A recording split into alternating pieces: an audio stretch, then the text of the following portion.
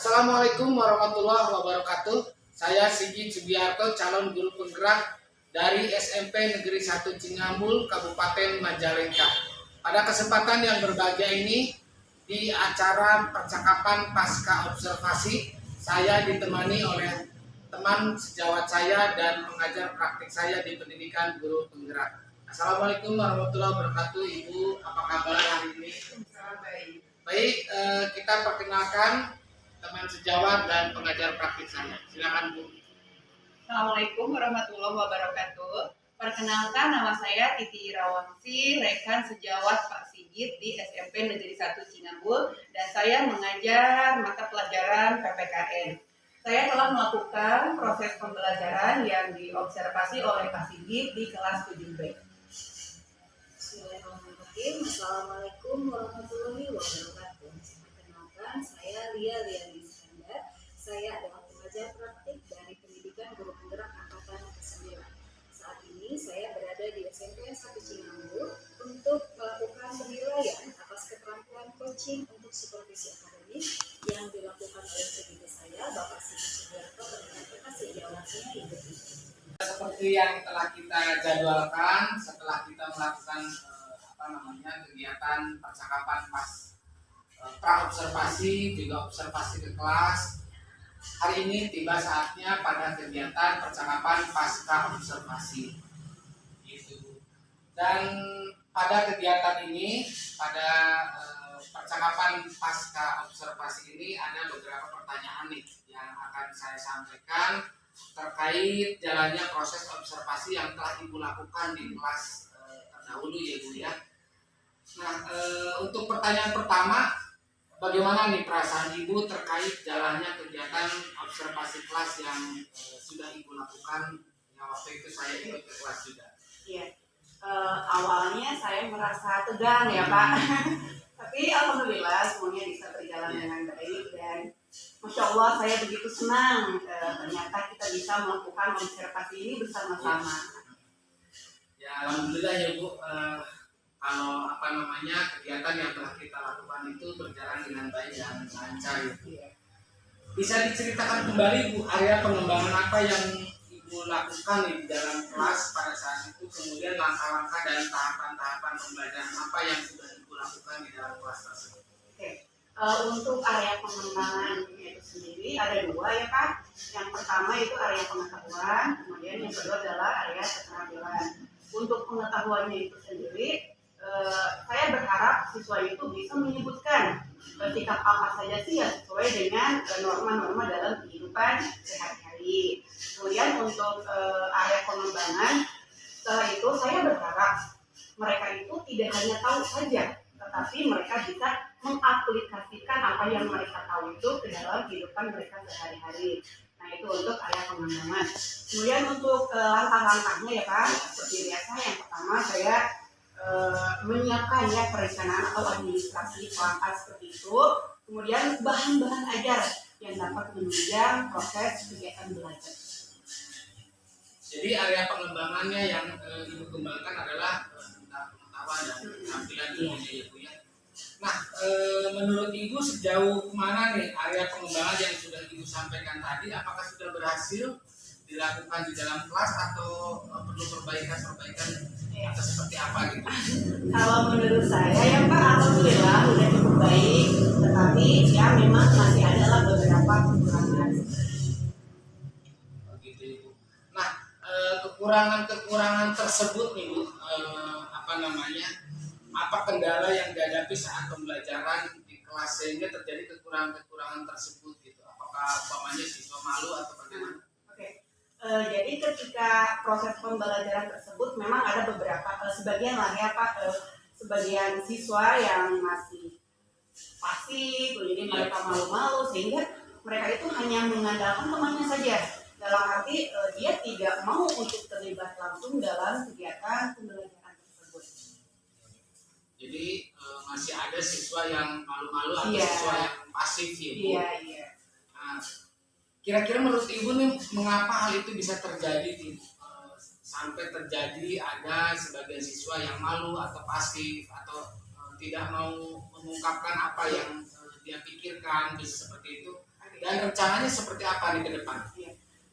Saya rasa itu semua karena mereka malu ya, apalagi anak-anak kelas 7 di mana mereka itu masih baru gitu. Jadi saya dari malu itu sendiri. Kemudian untuk rencananya insya Allah saya akan lebih teliti lagi Pak dalam mengelompokkan siswa sehingga supaya mereka itu bisa belajar sesuai dengan minat belajar mereka, seperti ada anak yang lebih ke auditori, kemudian visual ataupun kinestetik. Nah, dengan begitu saya bisa memfasilitasi mereka agar mereka bisa belajar dengan nyaman, kemudian apa yang menjadi tujuan belajar pun itu tercapai. Seperti itu. Jadi langkah yang akan nanti Ibu lakukan itu adalah membagi kelompok siswa yang tentunya menjadi ada kelompok yang belajar visual, auditori dan kinestetik gitu ya. Nah, itu bagus Bu. Apa nih Bu, Ibu akan laksanakan rencana Ibu yang baik itu. Dan siapa saja nih yang akan membantu Ibu nanti pada pelaksanaan rencana itu? Untuk pelaksanaannya insya Allah ya Pak, secepat ini, apalagi sekarang udah masuk ke semester baru ya Pak, jadi insya Allah dalam waktu dekat ini. Kemudian insya Allah nanti saya akan dibantu ya oleh rekan saya Bapak Ijal, di mana beliau itu memang mumpuni lah dalam bidang IT, dan nanti beliau bisa membantu saya dalam menyiapkan media pembelajaran yang lebih interaktif dan perangkat yang lain. Seperti itu Pak. Wah, terima kasih banyak nih Bu jawaban-jawabannya. Mudah-mudahan rencana yang Ibu rencanakan tadi diantaranya akan membagi kelompok siswa, juga dibantu dengan rekan sejawat Pak Rijal ya. Karena memang Pak Rijal kebetulan mata pelajaran informatika. Sekali Pak. Jadi banyak memahami tentang itu. Mudah-mudahan rencananya berjalan dengan baik, dapat terlaksana sehingga dapat menciptakan pembelajaran yang lebih baik. Baik, untuk selanjutnya nih saya memberikan kesempatan kepada Ibu Lia sebagai pengajar praktik untuk memberikan tanggapannya Bu atau umpan balik terkait jalannya kegiatan pasca observasi ini. Terima kasih Mas Yudi. Saya yakin waktu pelaksanaan observasi kelas itu juga, walaupun ini sudah terbiasa kan harus saya melakukannya saat supervisi atau PKB ya biasanya. Tadi seperti Ibu sampaikan, ternyata Ibu malah excited. Saya malah senang. Dan itu ada beberapa hal yang bisa diperbaiki, kemudian apa yang sudah baik, begitu ya, yang lebih baik ditingkatkan seperti itu. Ibu tadi sebetulnya yang penilaian di sini lebih fokus ke coachingnya, bukan bagaimana Ibu mengajar kalau saya, tapi mengenai bagaimana Pak Sigit bisa memantik, memunculkan keinginan dari Ibu untuk tadi, jika Ibu memiliki kekurangan, apakah Ibu bisa menemukan solusi dari hal itu dan apa yang akan dilakukan. Ternyata dari rutinan pengamatan kita ya, tadi sudah cakup sedikit. Di situ Ibu sudah bisa menentukan sendiri, saya kalau apa dan saya akan melakukan kemudian siapa yang akan saya libatkan gitu dalam proses pendidikan, itu berarti segala unsurnya sudah baik.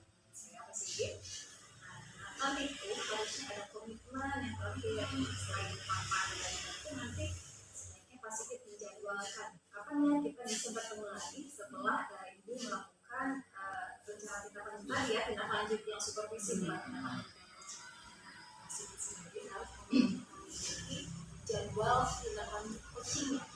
Jadi jangan sampai dilepas, kalau dilepas nanti tidak terarah dan terus gitu.